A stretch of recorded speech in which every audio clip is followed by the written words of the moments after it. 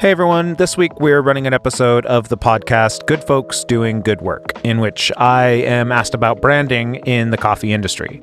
The Good Folks Doing Good Work podcast was started by Luke Waite, owner and principal consultant at Pomelo Coffee Consulting.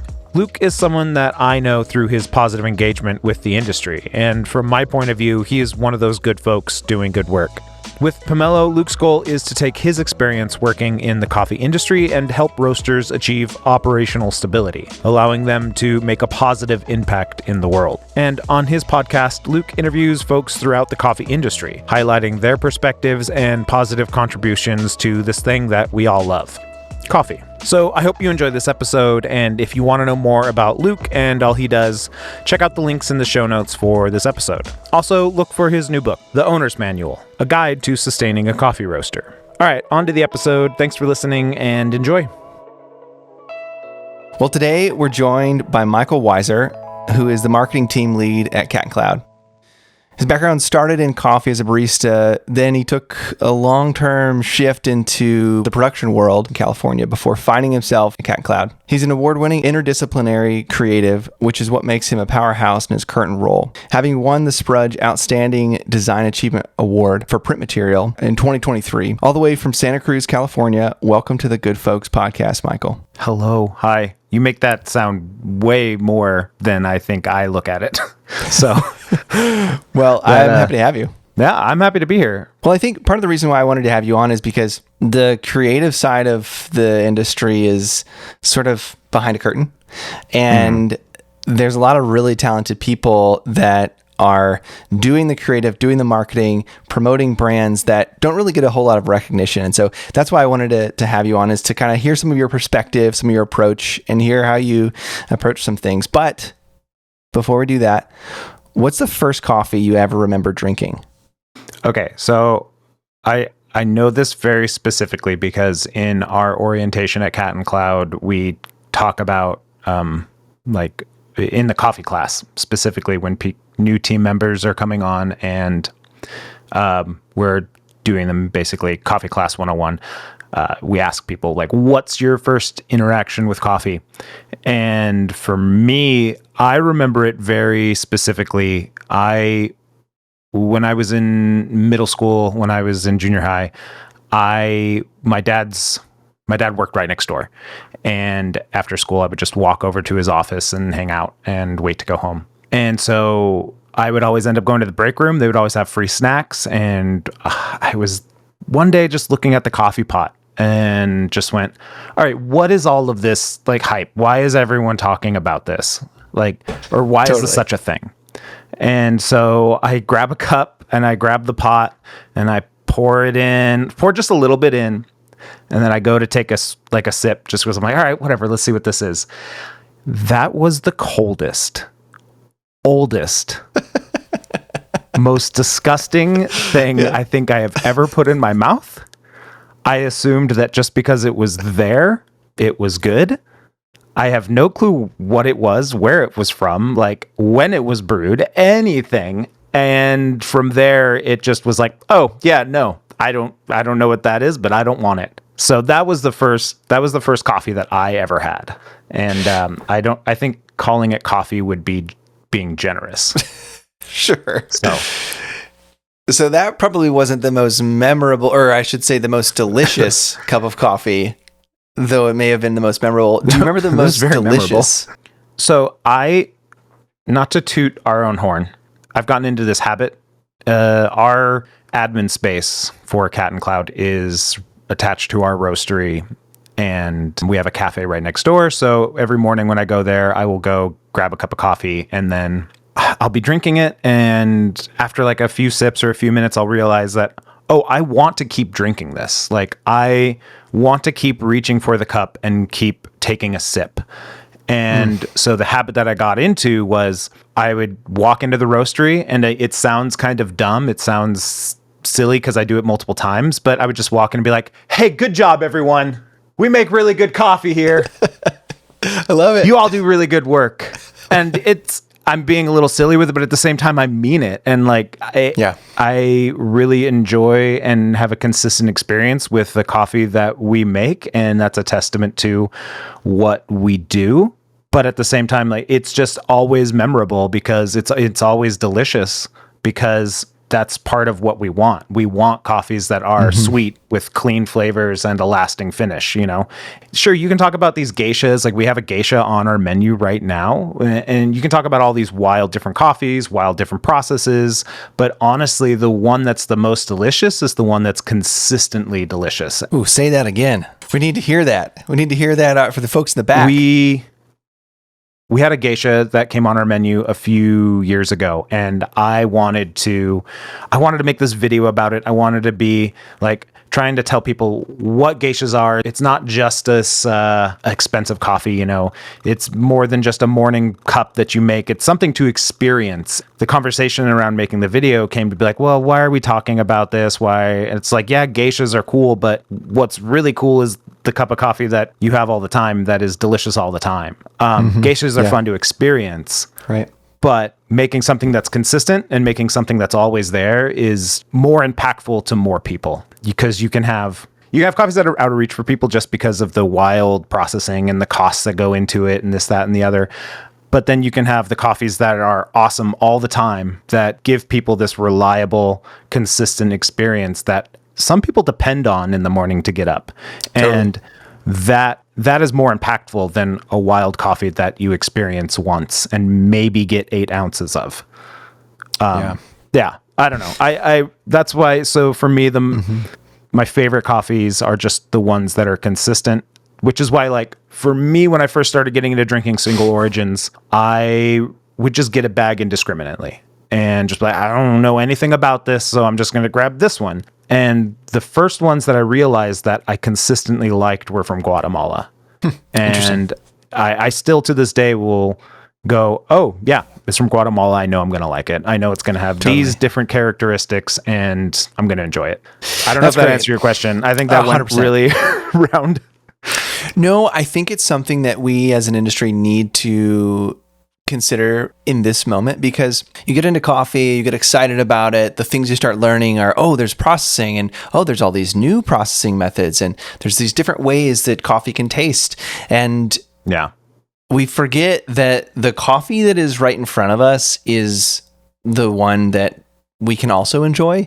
And sometimes our vision can get clouded by the exciting, and it's not even just processing, it's equipment and it's all this other stuff, that we forget that there's beauty and there is enjoyment and love and joy from the delicious Guatemalan coffee that's 84, 85, sweet and tasty. Yeah. There's nothing wrong with that. And I think especially for us who've been in the industry for a long time, it's important to circle back towards that and to remember there's 2 billion cups of coffee drank every day. That's a huge number.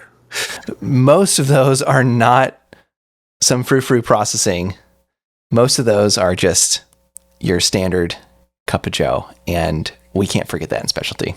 Yeah, I think right now, like I said, we have a geisha on the menu at Cat and Cloud, and we're starting to understand where do coffees like that fit on our menu.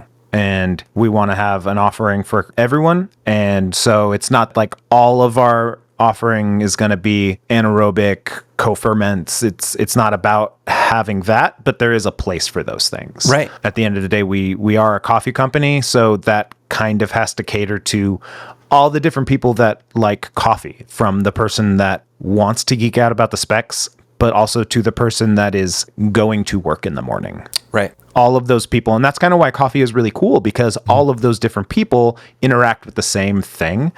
When I was younger, I remember I was on the phone with somebody who was, I'll call them my first love. I was just an adult and like just barely out of high school, and they had moved to Seattle to go to college. And I remember being on the phone with them, and I was outside and I said, "Oh, can you see the moon?" And they were like, "Yeah, I can." I'm like, we are looking at the same thing. And I think why I think coffee is so cool is because that is the same thing. All of these different people and all of these different places are all interacting with this same thing. And it is really interesting to think about that. Sorry, weird love story there, but no, I think it's that we're dancing around the same topic, and it's just we're all drinking coffee, and maybe it's a delicious geisha that has some unique processing and it tastes mind-blowing. But those mind-blowing coffees are honestly few and far between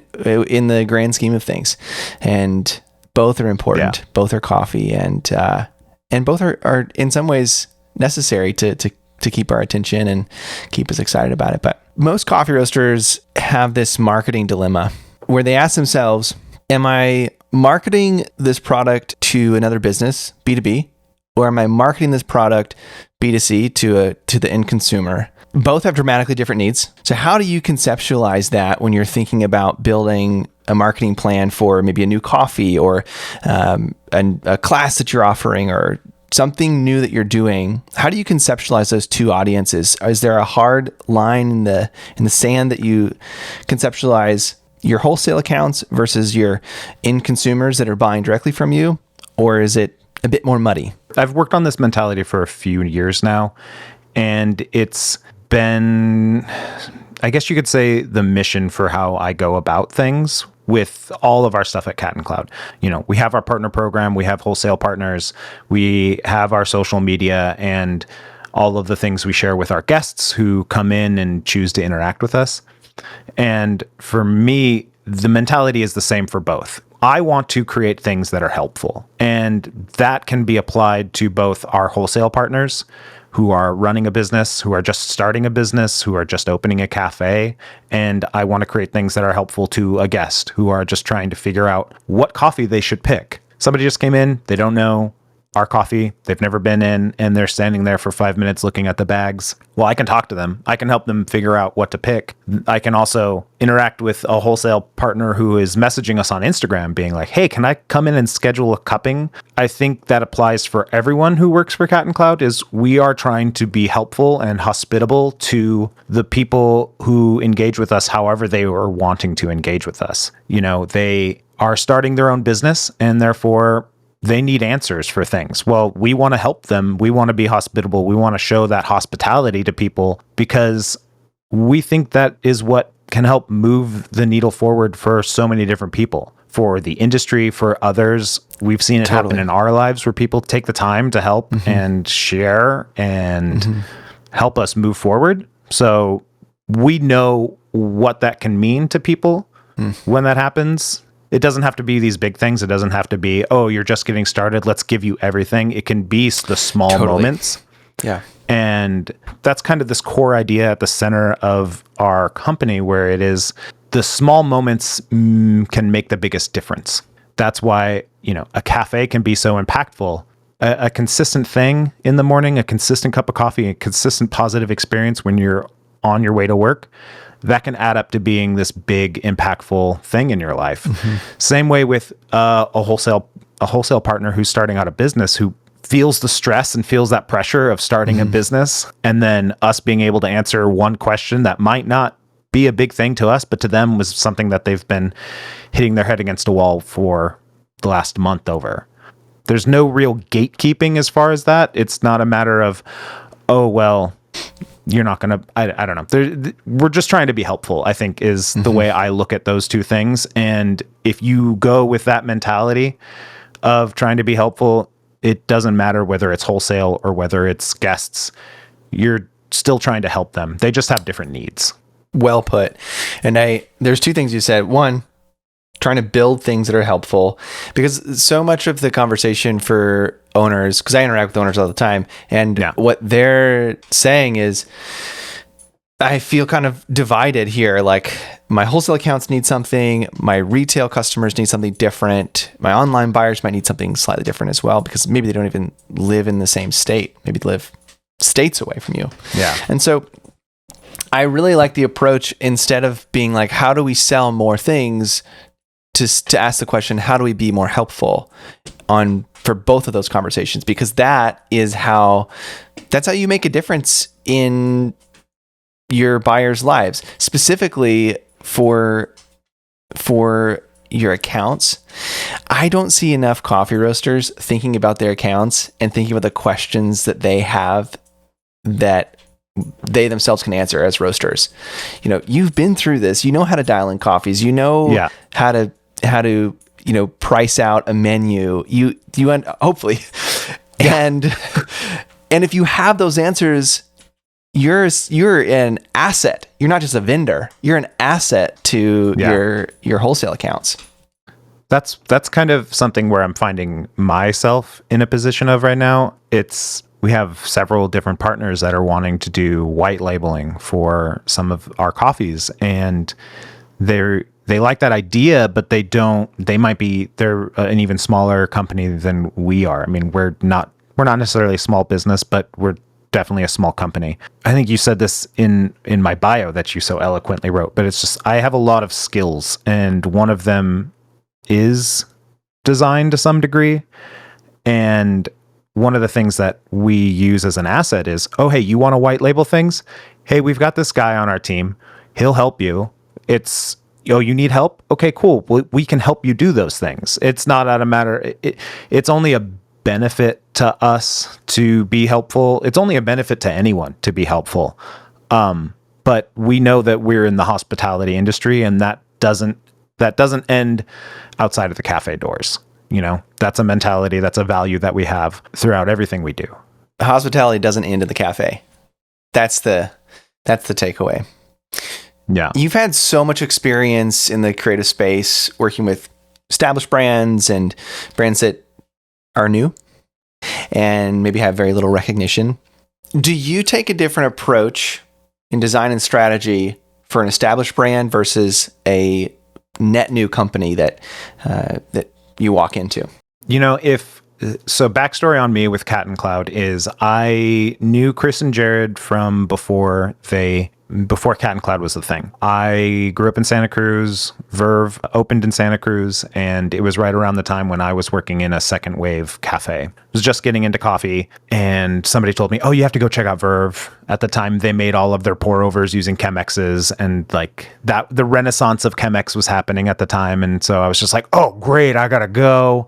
This will be awesome. So I was a cafe rat there and met Jared, eventually met Chris, and just became a person in the community.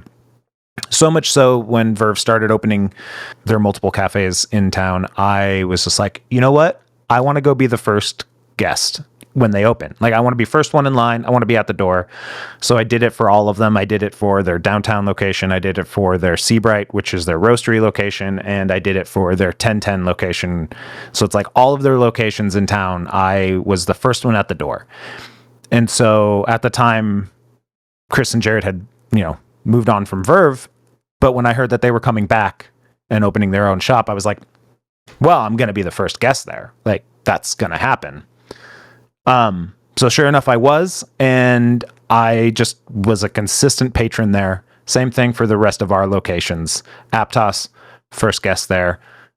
Swift Street, first guest there. I'll give you a little secret. I wasn't our first guest at our Abbott Square, which was our second location, because I was out of town. Oh, what a miss. To this day, it's a little asterisk on my record that anyway, I never planned on working for Cat and Cloud. It wasn't necessarily what I thought I was going to do. So when it came time to actually me having a job there and then me being in charge of branding, it was very much established to a degree. Totally. It was a new company, but the brand of Cat and Cloud had been engaged with the public enough to where the public had kind of taken over the identity of it a little bit, especially with our initial branding was this very hand-drawn. It was very personable. It was very, the original logo for Cat and Cloud was a doodle by Julia, who is one of the owners of Dune. She's actually on the cover of Barista Mag right now, which is really awesome.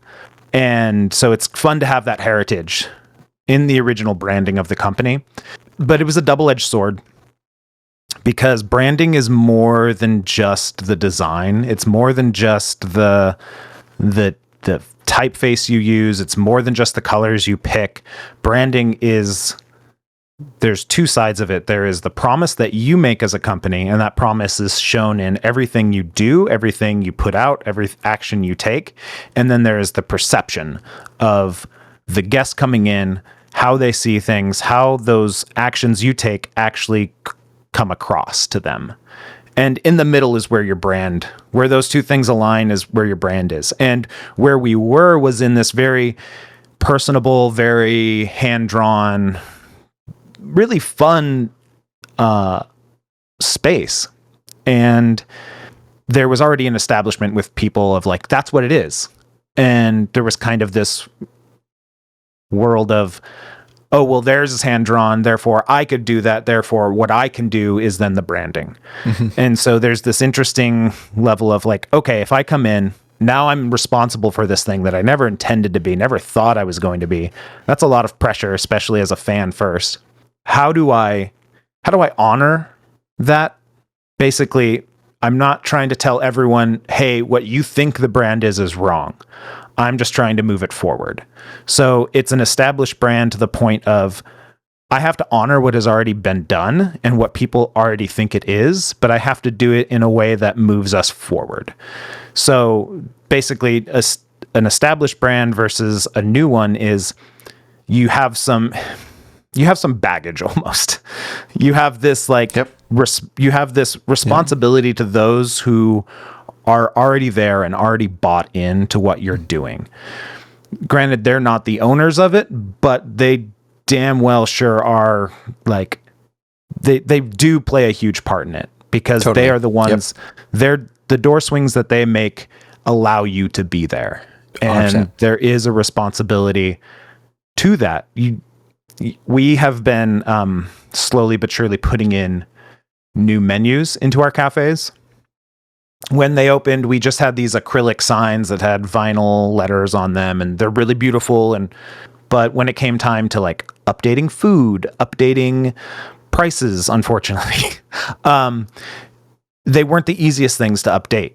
And so Sure. We were trying to figure out, how do we do this? We have all these criteria of what we want to do for menus. And we came up with these really big signs that are these backlit boxes. And it's really cool on its own. But when you see it in the space, it's definitely like, I feel like that's not what the promise was. It feels like a little bit of a betrayal to the, not the promise, but the perception. Sure. So people will walk in and be like, oh, it was this really cute, bright cafe, and now it's this, monstrous lit up thing, and it's something that I'm sensitive to. Like I know who I know when people come in that it's like, I want to respect what you believe this space is. Sure. So that's just where having that established brand is really about respecting the people who help to make it what it is. And that includes the guests versus a new brand. You really have to understand again that, people are going to adopt things. What you put out, there's going to be some translation, and you need to account for that. And you need to, you need to understand that that's going to be there. I'll give an example. When I updated our logo, when I came in and created a new logo for us to use, one that was a little bit more official and a little more ubiquitous in places. Again, when I started the project, I never thought like, oh, this is going to be now used everywhere and this is going to be adopted. When I first made it, I was just like, oh, I'm making some stuff, and there's going to be a process. Like somebody's going to come and review this, and there's going to be a whole thing. And it just turned out they're like, nope, we're just going to go with this. Approved. Oh, okay. Sure. To the point where I went on a wholesale trip with just like a day trip with our partner program team. And we were in some corporate office, and people were like, oh, what's Cat and Loud? And I'm like, what? They're like, it says Cat and Loud. And I'm like, no, that's a C. That's oh, yeah. I see what's happening here. Yeah. No one. Yeah. Okay, cool. So it's like, we have the best intention for it. I worked really hard to lay everything out so that it was all lined in a way that I could use. And I knew what it was. And so, it was at that point, it was this kind of new brand. Cause again, we were interacting with people who didn't know us. And our intentions kind of went out the window, because that perception missed the mark that we were aiming for. Sure. I don't know if that answers the question of it does. new brand. It does. Yeah. It does. And I think there's two things. One, I think for an existing brand, what I'm hearing you say, and maybe you can correct me if I'm missing what you're intending, but for an existing brand, there's a good bit of listening necessary to design well for them, and to design in such a way that you're not sort of pushing against them, but evolving what it already exists and what they understand the brand to be. Yeah, you're trying pushing against them is a good image. It's almost kind of like you're stiff arming them and be like, no, right. That's not right. And it's just like, well, they're there. Like if they you do pay, that, they pay your checks. if you do that and then you roll out this new thing or you do something else, they're already on the back foot. They're already halfway out the door. Yeah. Yeah. If you're a brand that, wants to change things up and that's part of your mission, that's part of your DNA, then that's fine. But if you're a brand that is, if you're a company, if you're a cafe that has these repeat guests that come in, like our original cafe is very much a community. It's right on the edge of, residential area. And there's people that come in since we've opened that live there, and it's very much their backyard essentially. Sure. It would be difficult if we were just up and like, no, actually we have this really strict cutoff now and we're doing it for X, Y, and Z reasons. It's just like, no, we're a part of the community. Like, we have to take that into account. Right. You got to kind of respect things a little bit.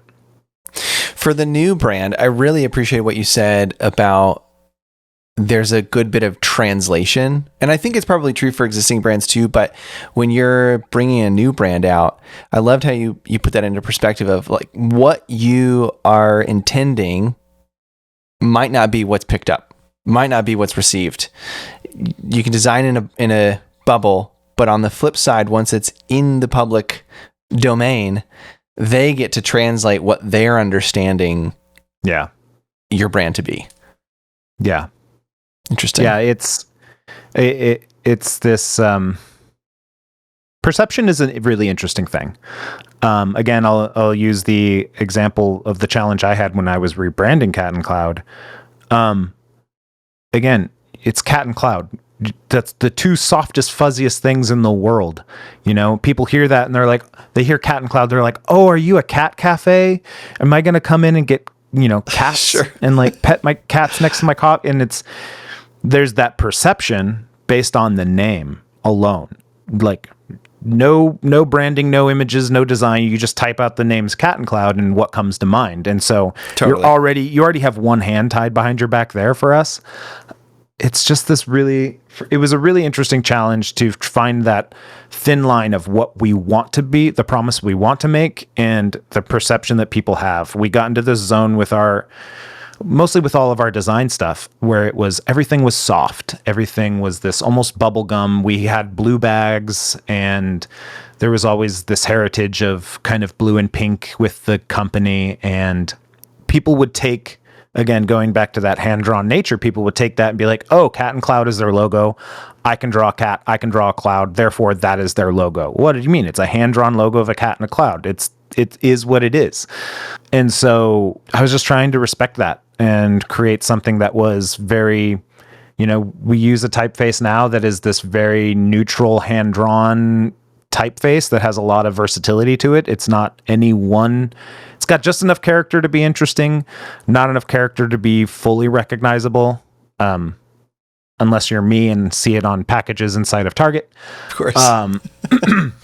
But yeah, it's a really interesting thing of understanding what you want to say. And for us, where we are now, we knew what we were. And for me, I came in and saw what people thought we were. And it was, okay, I need to create a little bit of a harder line here.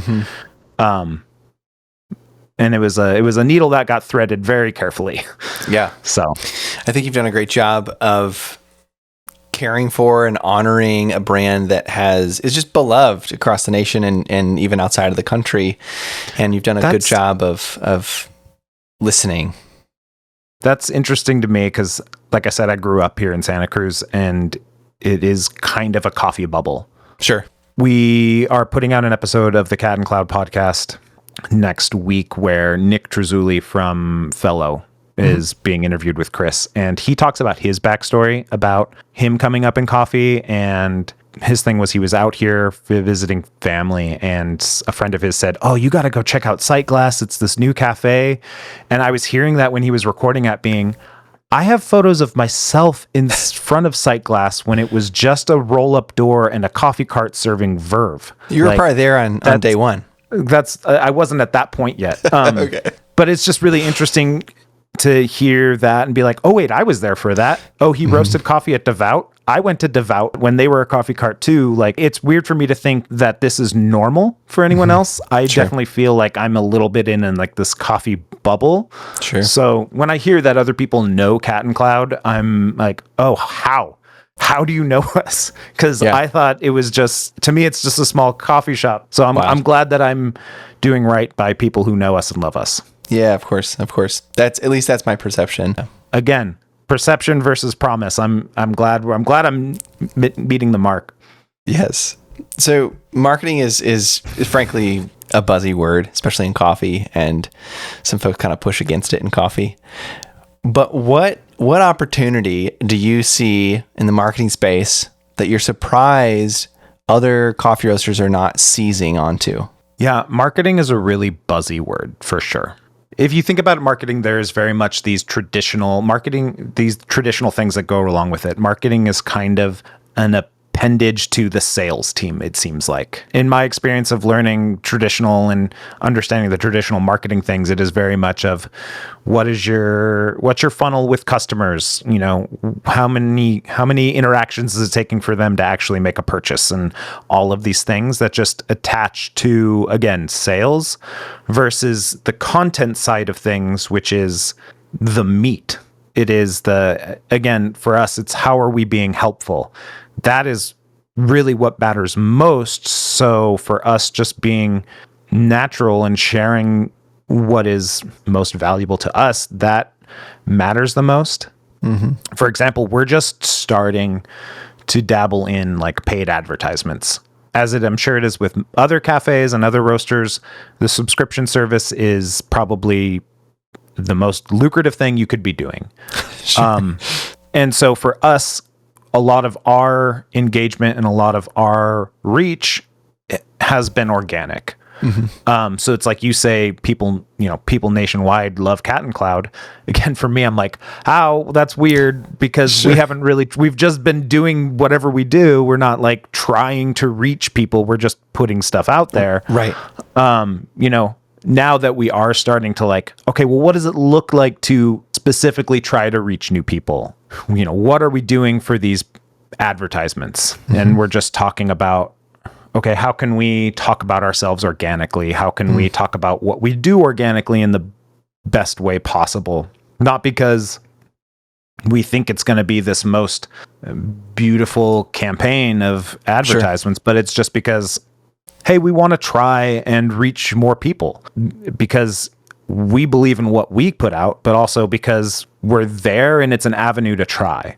Mm-hmm. I saw an ad from a coffee alternative company recently. Not alternative, a brewing method alternative company recently. Let's say that. Got it. And it was like this AI generated person and script talking in front of like B-roll. And I was just, this is not making me want to buy this product in any way, shape, or form. Yeah.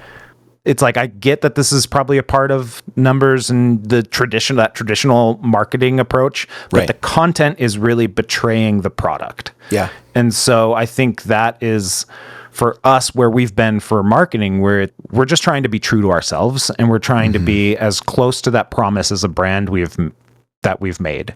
Yeah. Because if you look at social media right now, and that's the biggest avenue I feel like companies have is social media at this moment, I'll say. You could get trapped in kind of two things. You could do kind of what we're talking about, which is trying to do that most authentic thing to us, or you could do the trendy thing, which gets you in front of people because the thing you're doing is trendy but then what are you doing to your promise by doing that?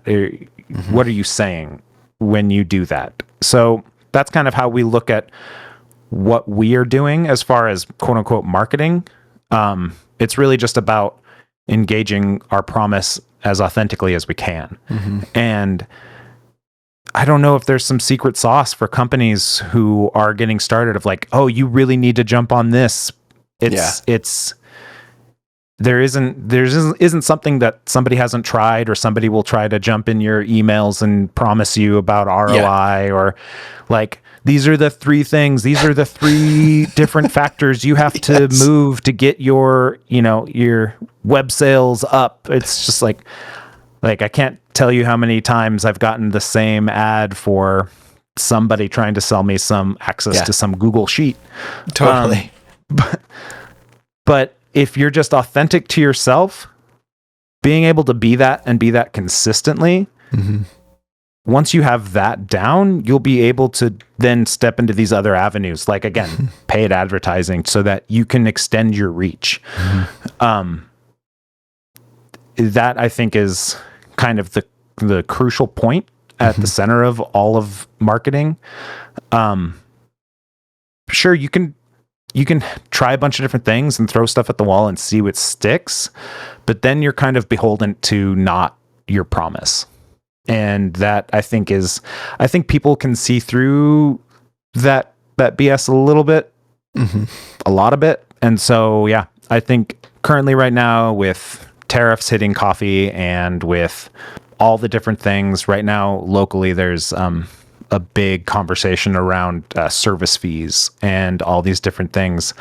It's kind of a tricky time right now. Things are getting more expensive. And people still see things as a commodity. They want to pay for the commodity of the drink, but they don't really understand paying for the business.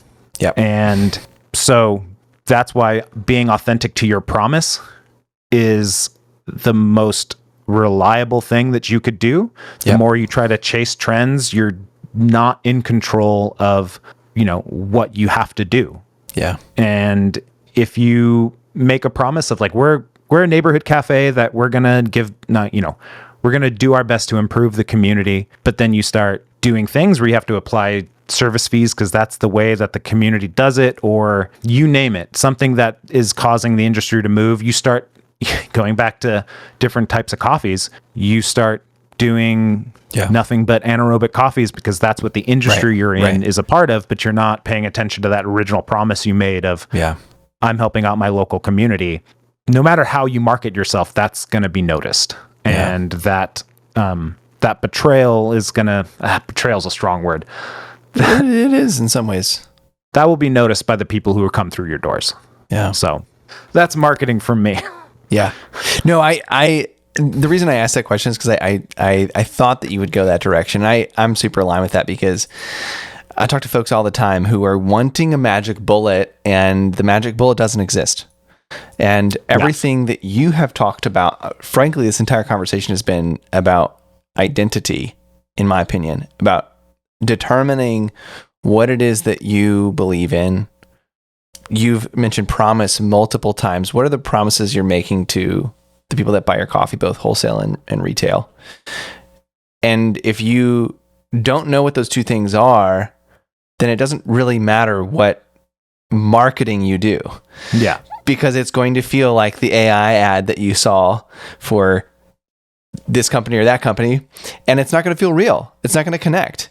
And so I really appreciate that. So my takeaway is determine your identity and determine the promise you're making to your customers, to your buyers, before you do really any marketing in quotations. You have to know who you are before you put yourself out there.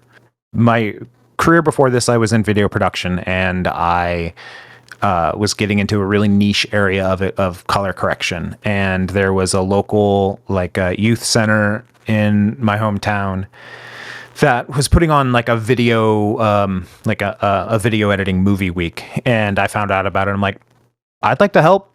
And so I was like, oh, sure, I'll teach a class on like the importance of color correction. I'll teach a class on the importance of, how color can help tell the story.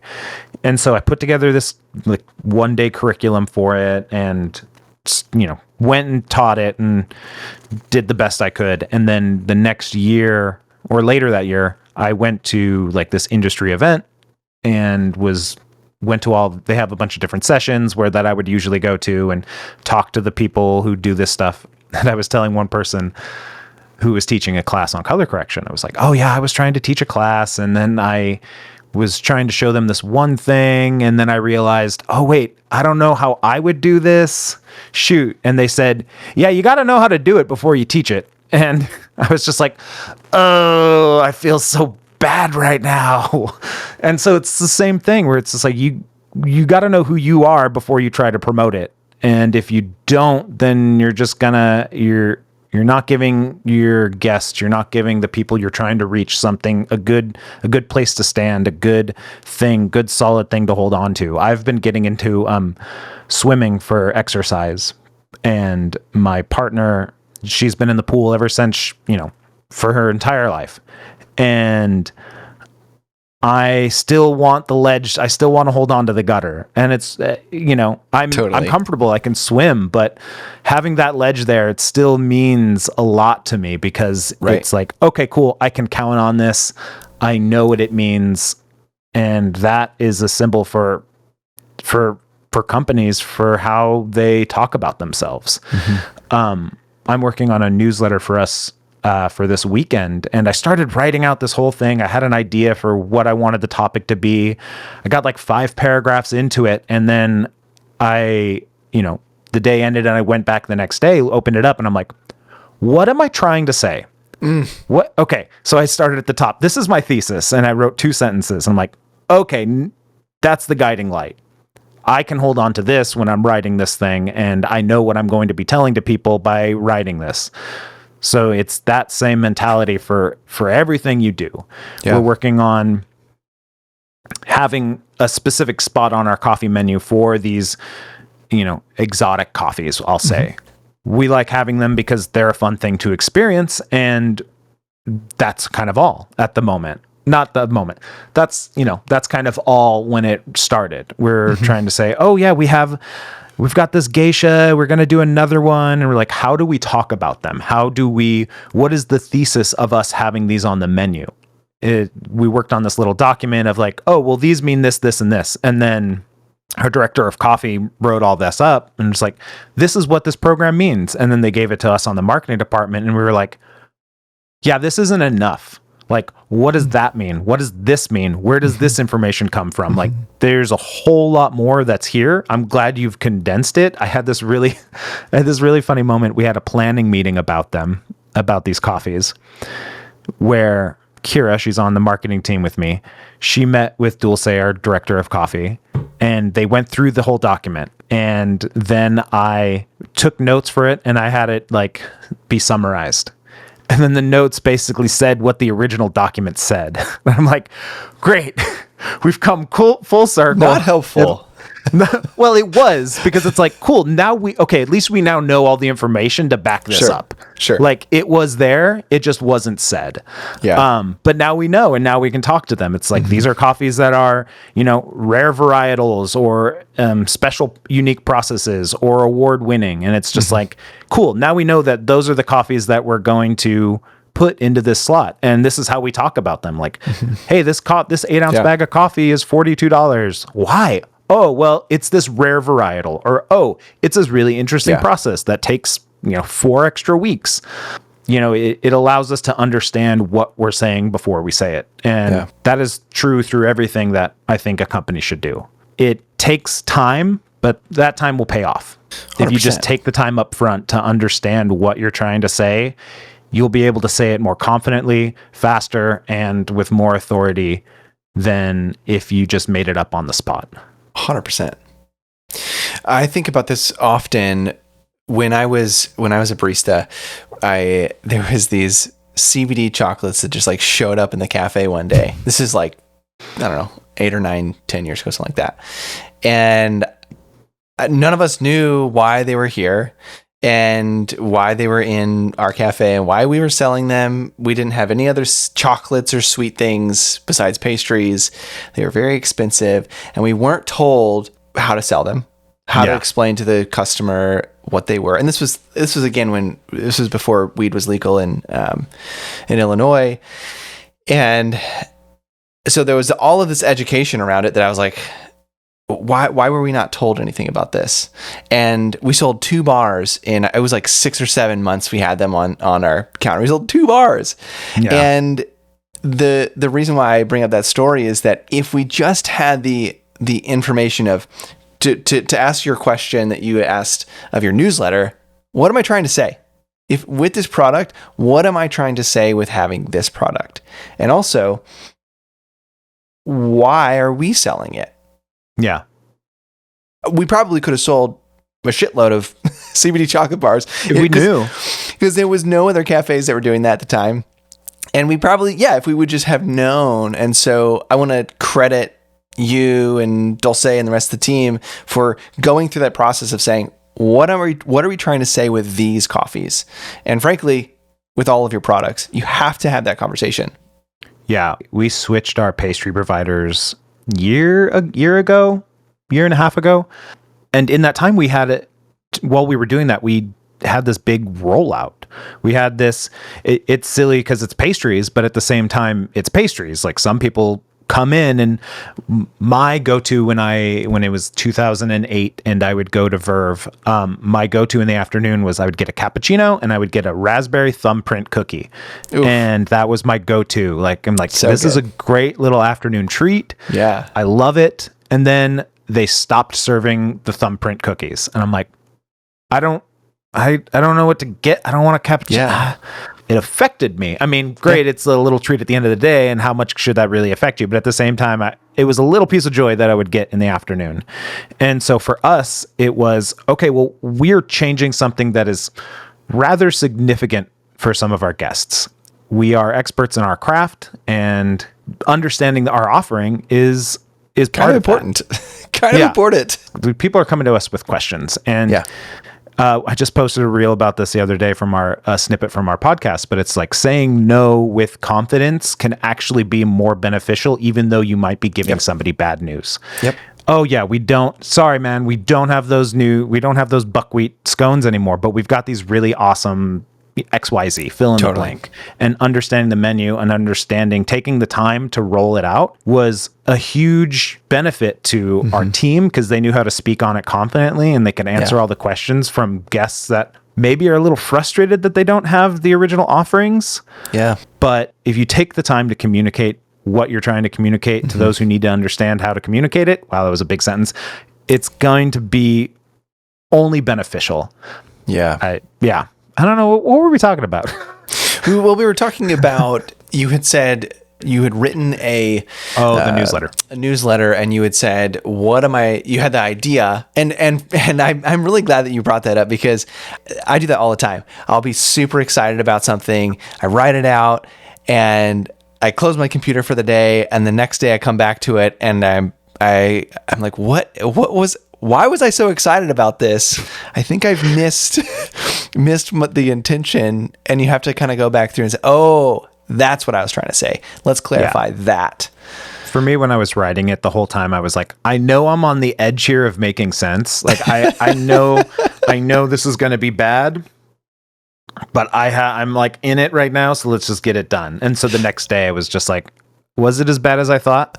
Oh, okay, yeah. It was, all right, let's try this again. But there's some meat in there that's worth keeping, I'm sure. There was meat. There's great examples. Yeah. Yeah, there you go. Coffee's full of artists and creatives, some better than others. What do you wish would go away in coffee design? Go away. So I think there's a duality that happens with coffee design. People are fighting for space. It's this interesting push and pull of brand awareness versus we're trying to talk about this thing that we're really passionate about. And a lot of roasters, love the relationships they make with the growers, with the producers. And that is super important, especially as a country that can't grow coffee. Mm-hmm. I love you, Hawaii. But the coffee growing regions, the coffee growing countries in the world are very important, and the people who do all that work are super important and super, just there's something to be celebrated. And I think coffee roasters believe that.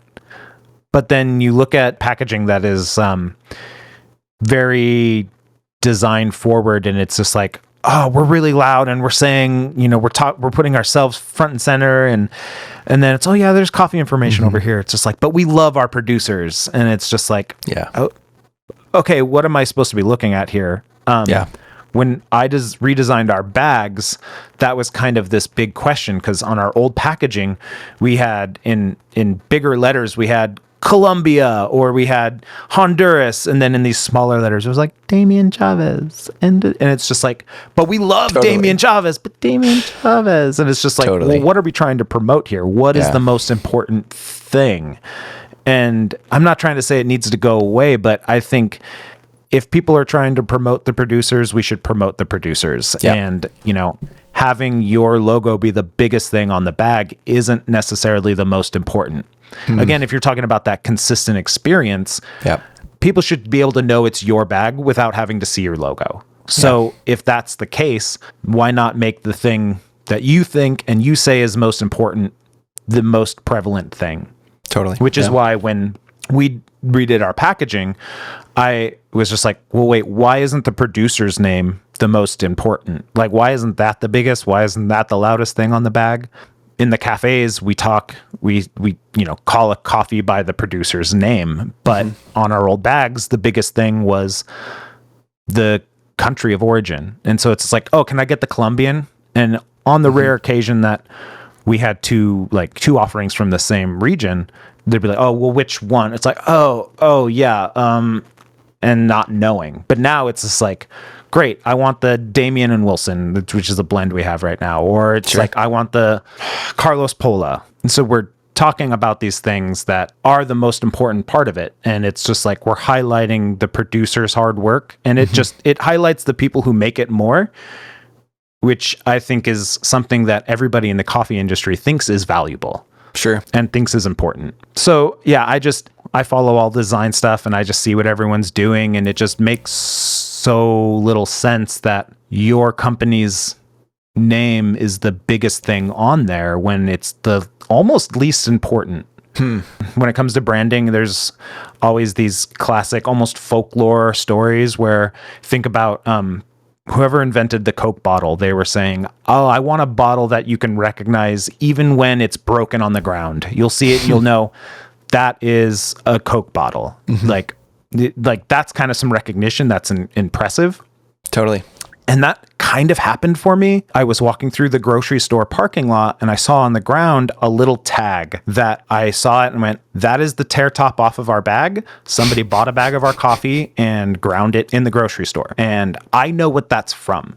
That is that recognition. And I didn't need to have the logo on it. People who already know your brand and know your coffee, again, they will know it. Yeah. So leverage that ability of having that recognition by promoting the things that are the most important to you, and not just recognition for yourself, because there is this design mentality of like, what's the hierarchy of importance?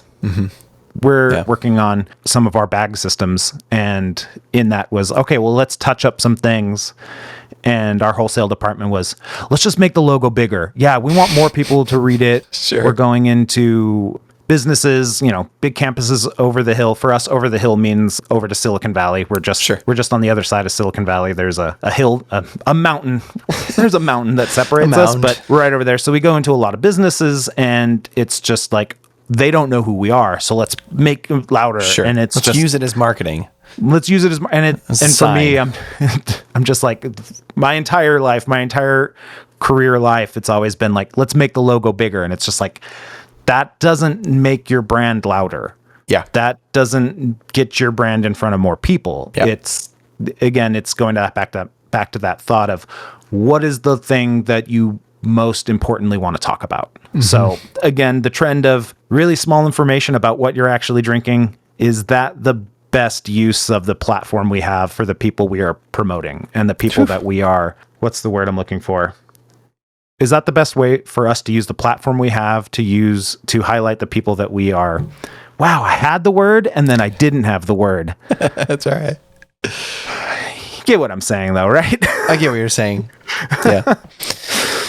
Yeah, I think that it's interesting. As you were talking, I was thinking about, is there any coffee company out there that doesn't have a logo on their bag, but their bag is somehow ubiquitous in terms of maybe it's a color, a particular color, or like, like the ketchup label color is specific to the actual ketchup that's inside. Yeah. If it's not the ketchup brand or the Heinz ketchup, it won't match the label. It'll be a different shade of red, the actual liquid inside. And I think I don't know if there's any coffee companies out there that are taking that approach where maybe it's just coffee information and maybe their logo is somewhere in the bag, but maybe it's not as prominent. What does that say?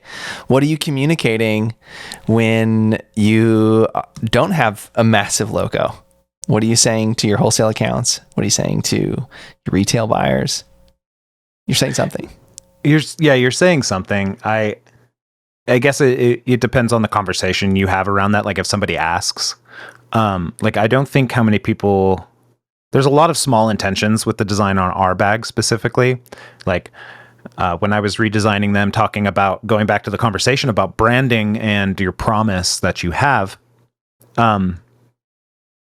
we had a heritage. We had this blue bag heritage. And when I was redesigning it, I'm like, well, that's one hand tied behind my back. Like I can't Totally.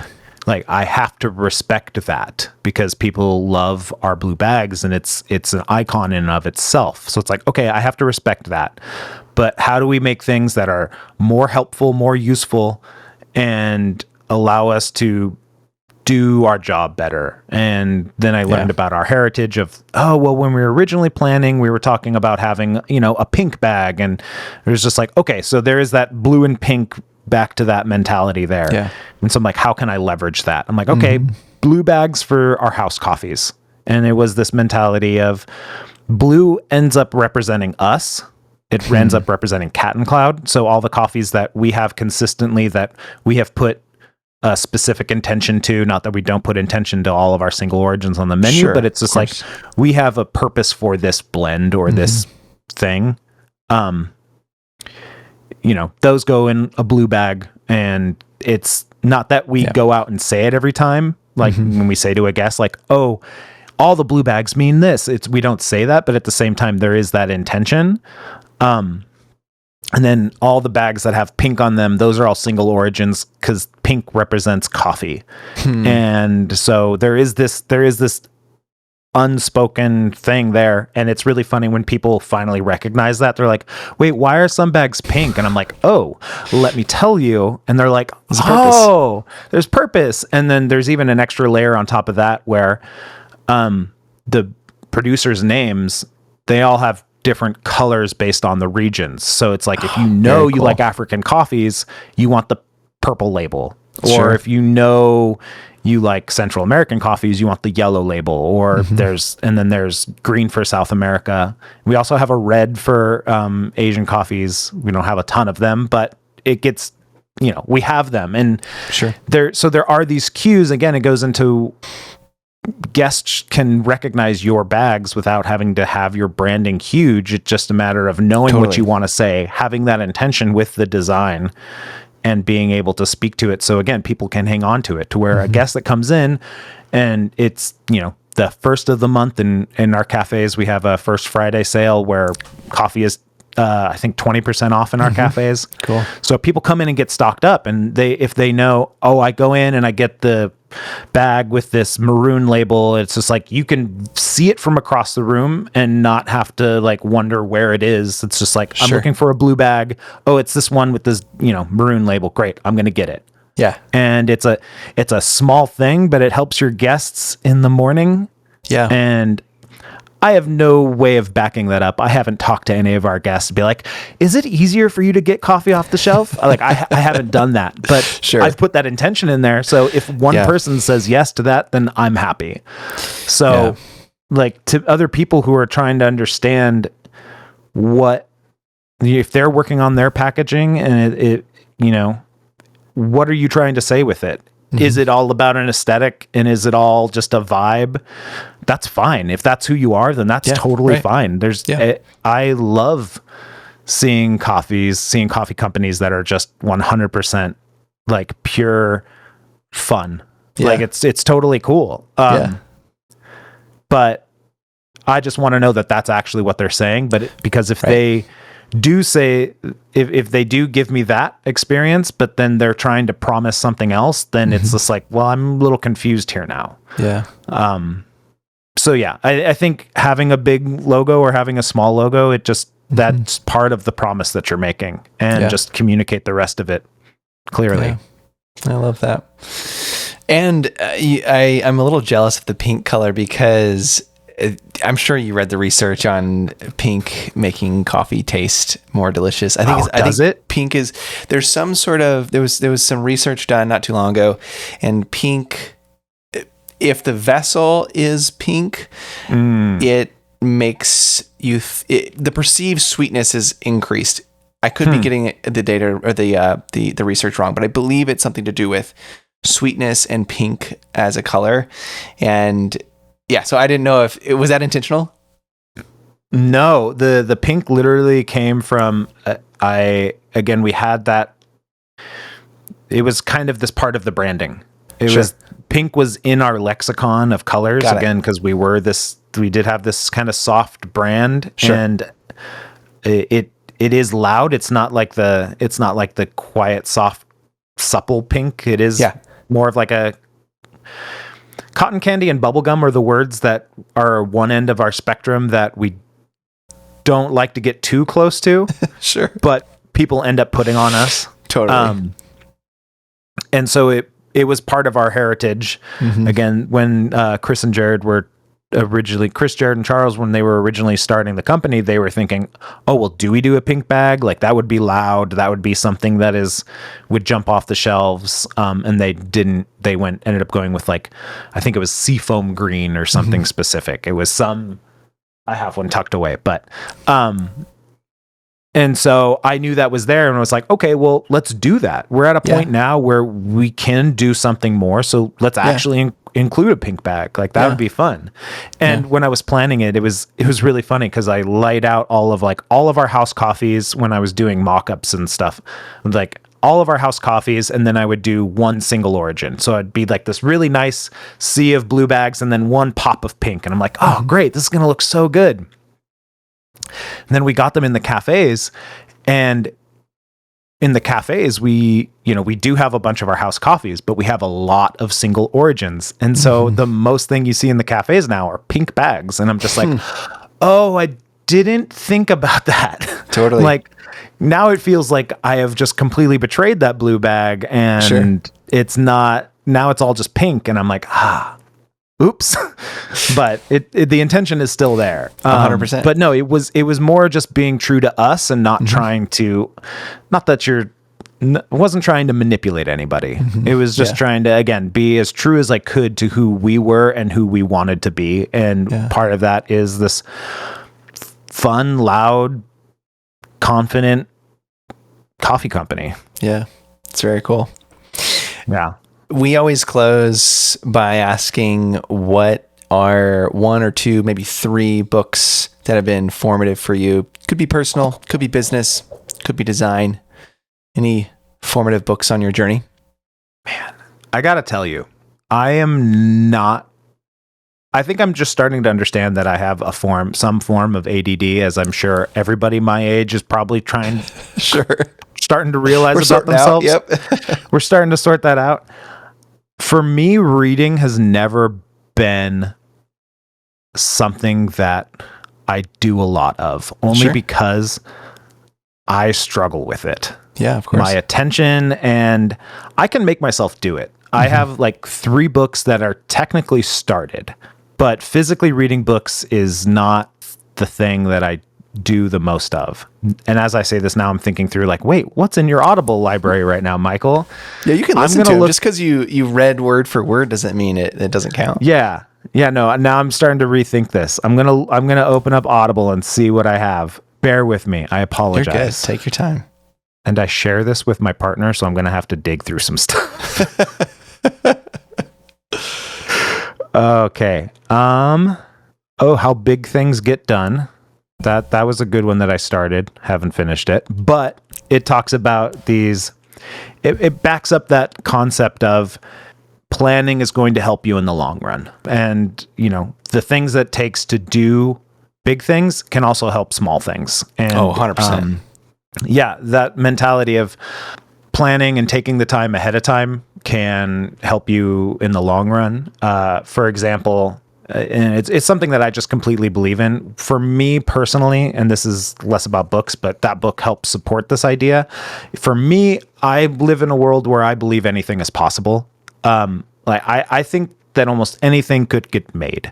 And for me, when I'm working on a project, I know that if I can picture it, if I can break it down in my head, I know that I can make it. And I have this dream house that I have been working on in my head for a decade plus. And I can picture almost every stud. I can picture every wall. And so I'm like, I know that this house is possible. I know that this could be made. And I don't know all the steps to take, but I've planned it out to the point where it's just like, okay, cool, this could be made. And I think that you can apply that mentality to anything you're working on. I get in conversations a lot with people about trying to argue this and say like, oh, we got to come up with a plan. Like, let's do this plan and let's think about it. And the big pushback is, well, nothing's ever going to go according to plan. Like, kind of arguing that we don't need to take the time to plan because we're going to have to adapt anyway. So why don't we just keep adapting on the fly? And my argument back is it's the goalpost is going to move. If you keep having to adapt and you're not trying to account for things, then what you're trying to do, you're going to lose sight of it. And so 100%. I was journaling over the weekend and I was trying to understand things that trigger me. And I boiled everything down to don't just react, but adapt. So if you know what your goal is, you still need to adapt to get around that hurdle. You can't just react to that hurdle because then, again, that decision you make to react to get over that thing might not be the best decision. So yeah, how big things get done. Again, good book. I'll let you know how it finishes. Sure. But other than that, I think everything in my library is probably something Star Wars because I just need to escape this world sometimes. I have one follow-up question about your dream home. What is something that because you mentioned that, okay, things do change. And you're going to have to make an adjustment. You're going to have to, we have to move this wall over another 1.5 feet to make room for the couch or make room for the fridge or whatever it is. What's one thing in your house that is absolutely non-negotiable? It is going to be there and it is going to be in this corner or at the entrance. What is the one thing that this has got to be there? Okay, this goes back to the bathroom in the gym at my high school. I had my PE class in the morning. I went to it at 0 period because I wanted to get it out of the way. I went into the gym in that one morning where class was, and there was one bathroom that's always locked, but this time it wasn't. And this building is actually one of the oldest school buildings in our county, in our area. The high school that I went to, Watsonville High School, was the first high school in Santa Cruz County. And this gym is the oldest building that is a part of that. And I go in, I was walking past the bathroom and I always hit the lever because it's always locked. And I hit it and it was unlocked. And I'm like, wait, what? So I walk in and it was the cleanest bathroom on campus. And it had these almost floor to ceiling windows right on the corner of the building. Oh, and the sun was hitting it at that time. And so I walk in and I'm like, this is how I want to start every day. Yes. So for me, the one non-negotiable, I have the primary bathroom is facing, facing east, facing the sunrise. Mm-hmm. And that's just because I want to start my days with the sun, and I just want that level of brightness. So that's the one thing where I'm like, that's got to happen. Are the windows floor to ceiling in this dream house as well? There's just a lot of them at this point. Got it. Yeah, that was a big thing. Anyway, so that was really impactful. The bathroom at my high school gym that never got used, like that was a non-negotiable. Understood. Very cool. Well, thank you for sharing that. And thank you for being here. And thank you for sharing your perspective of how to develop a marketing ethos is essentially what we talked about, is how to think about what you're doing, how to think about your brand, how to think about your packaging, how to think about differentiation and what is important on your packaging. So thank you. I think it's just to button that up. It's a little more, it's not just how to think about it, but it's the importance of think about it. Like take the time and understand who you want to be and what you want to say. And that's going to pay off for you. Hey everyone, that's the podcast for the week. Thanks so much for listening. If you heard something that inspired you, or if you heard something that gave you more questions than answers, send us an email to podcast@catandcloud.com. And if you're looking to know more about us, then head to our website at catandcloud.com, where you can find everything we have to offer. A great place to start would be The Answer, our house coffee that's right for any occasion. Or the Best Friends Blend, a coffee that tastes just as good as the good it does by donating $1 per pound back to our partnering producers. Also, if you're feeling extra friendly, connect with us in the usual places, like YouTube, Instagram, pretty much everywhere that's hip. All right, that's it. Thanks for being awesome, everyone, and we'll be back next week.